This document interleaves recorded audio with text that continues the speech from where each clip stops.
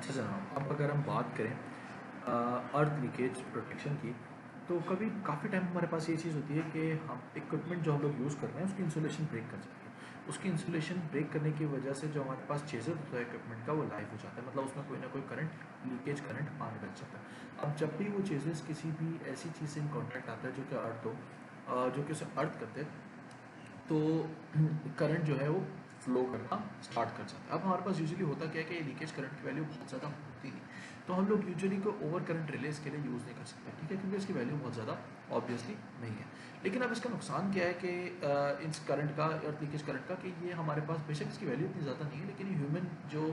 Equipment चला रहे हैं उनके लिए बहुत ज़्यादा नुकसानदेह हो सकता है, और इवन फिटैलिटी का भी रीज़न बन सकता है। अब इसमें इस चीज़ से बचने के लिए एक special type of relay use की जाती है, इसको अर्थ लीकेज रिले कहा जाता है। अर्थ लीकेज रिले यूज़ तो हो जाती है नॉर्मली, लेकिन इसका एक ड्रॉबैक ही समझ लो, छोटा सा ड्रॉबैक टाइप की चीज़ ये है कि अर्थ लीकेज रिले को जब सिस्टम के चेजेस के साथ लगाया जाता है, तो वो उस वक्त तक ट्रिप नहीं करती जब तक कोई अर्थ बॉडी उससे इन कॉन्टैक्ट ना आए, मतलब सिस्टम जब तक चेजेस जब तक अर्थ ना हो जाए, यानी इन कॉमन सेंस जब तक कोई जो पर्सनल जो कि इस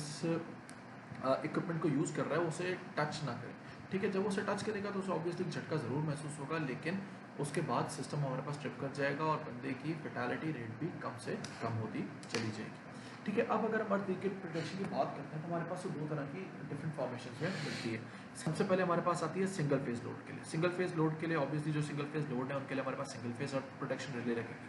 अब सिंगल फेज अर्थ प्रोटेक्शन रिले में हमारे पास होता क्या है कि जो दो लोड्स के हमारे पास जो भी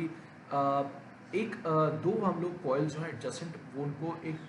टॉरॉइडल कोर पे बाउंड कर देते हैं, आइडेंटिकल वाइंडिंग्स हम चढ़ा देते हैं, एक को हम ए कह देते हैं, एक को हम बी कह देते हैं, जबकि हमारे पास एक तीसरा कॉइल सी जो है, हम लोग उसको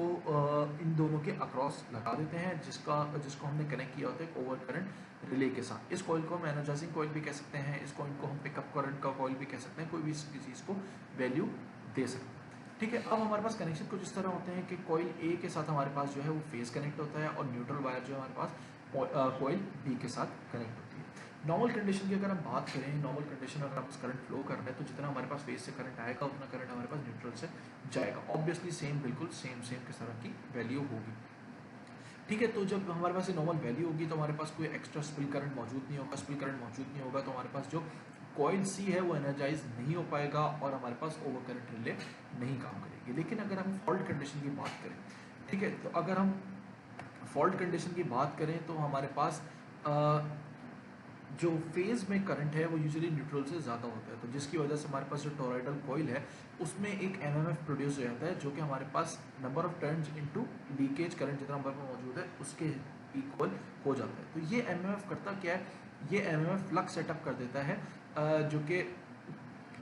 पिकअप कॉइल के अंदर जो हमारे पास कॉइल सी है, जिसकी वजह से वहाँ पे कॉइल जो है एनर्जाइज हो जाता है, और ओसी जो हमारे पास ओवर करंट रिले है उसमें जो से कनेक्टेड होती है वो भी हमारे पास एनर्जाइज हो जाती है। जब वो एनर्जाइज हो जाती है तो सिस्टम को ट्रिप करा देती है, और हमारे पास सिस्टम वहाँ पे एक तरह से प्रोटेक्शन स्कीम की तरफ चला जाता है। सही, तो इसमें हमारे पास बेसिकली दो कॉइल्स हैं, और उन दो कॉइल्स के डिफरेंस की वजह से हम स्पिल करंट प्रोड्यूस कर रहे हैं, उस स्पिल करंट की वजह से हम लोग अपनी ओवर करंट रिले जो हमारे पास एक छोटी सी अर्थ प्रोटेक्शन के लिए लगी हुई है उसको हम चला रहे हैं। तो ये था सिंगल फेज अर्थ प्रोटेक्शन रिले।